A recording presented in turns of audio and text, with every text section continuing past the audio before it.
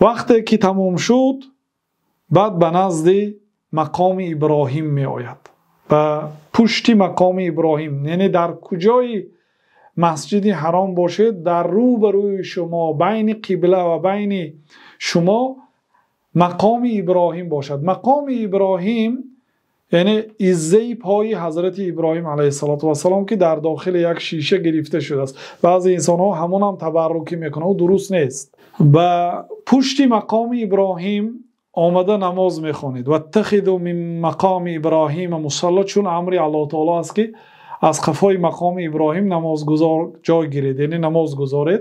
اگر رفت امکانیت پیدا نکنید، در این صورت در کجای کعبه امکان که پیدا کردید 2 رکعت نماز خوانید. برای نمازتان برادرای عزیز یک مکانی را انتخاب کنید که از پیشتان کسی نگذرد. در پشت ستون، در پشت دیوال یک جای روید که از پیش شما کسی نگذرد و شما هم نگذرید. خب وقتی که در قفای مقام ابراهیم 2 رکعت نماز میخوانید، نماز طواف، در رکعت اول سوره فاتحه و قل یا ایها الکافرون خواندن سنت است، مثل 2 رکعت سنتی بامداد.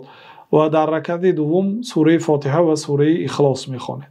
بعد اینکه نماز رو تمام کردید، یک مراتبه دیگر بر روبروی حجر الاسود میروید.